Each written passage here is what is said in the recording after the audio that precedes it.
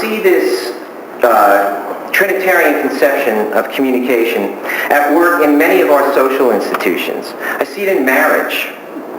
I see it in the family. I see it in friendship. I see it in many social institutions, such as in the institutions of religion and education. I see it in a powerful way right here at Malloy. But I also see it from time to time missing in all those institutions. And some other motivation than mutual care and concern, some other motivation then takes over. And at such times, I believe that we are in jeopardy. Lack of interest in communication yields inaccuracy and incompleteness and results in chaos. Self-interest in communication yields deliberate distraction from the truth and results in manipulation. Egoistic self-interest yields lies and falsehood and results in totalitarian control. Emphasis on communication within an institution rather than with the individuals who constitute it yields rigid formalism and results in cynicism, demoralization, and hopelessness. Only a shared context of mutual respect, care, and concern for the other result in true communication. And I further suggest to you that when our societal systems of mass communication assume profit rather than the common good as their motivation, there is no love and there is no real communication. Marshall McLuhan, who I mentioned earlier, the famous media philosopher and prophet of the age of electronic communication, is now enjoying something of a renaissance in the academic circles of communication study. He's probably best remembered for his intriguing and mysterious aphorism, "The medium is the message." McLuhan scholars still argue over the meaning of that phrase and probably will for years.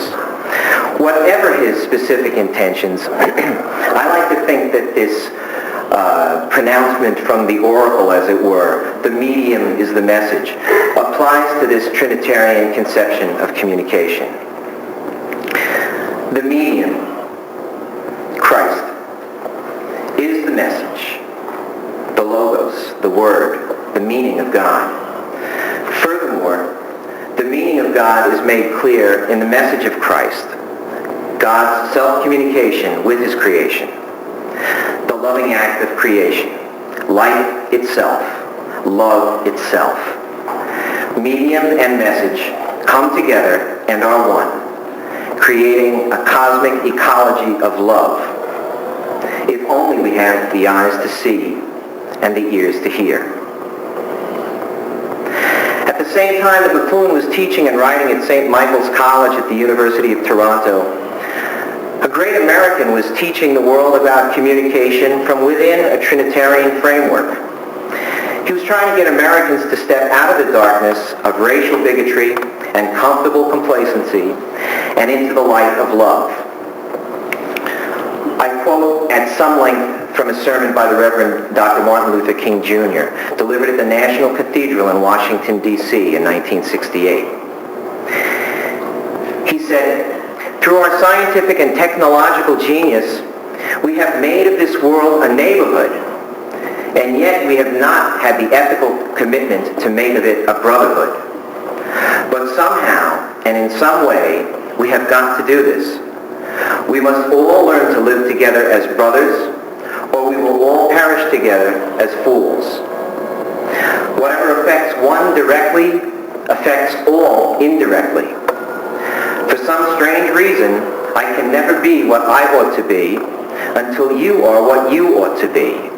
And you can never be what you ought to be until I am what I ought to be. This is the way God's universe is made. This is the way it's structured." And he finished the sermon, "We are challenged to rid our nation and the world of poverty."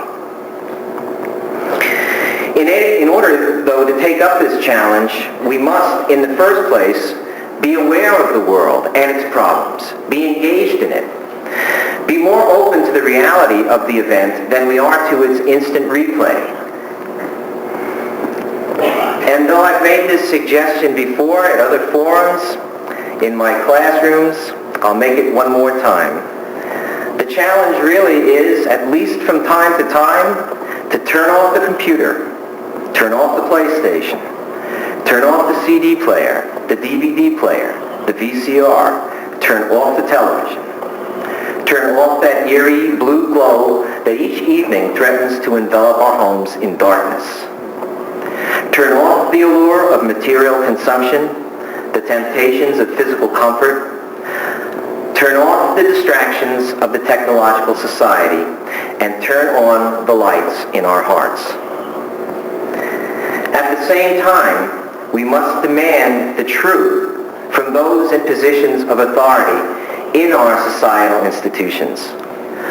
We cannot any longer sit by complacently or respectfully when legitimate authority yields to information control. We can change the ways we relate to the world by doing these things, and we can change the world. We can lift up poorer people and nations and make a safer world. For where there is real communication, where there is love, there can be no terror. The truth is out there. Can you see it?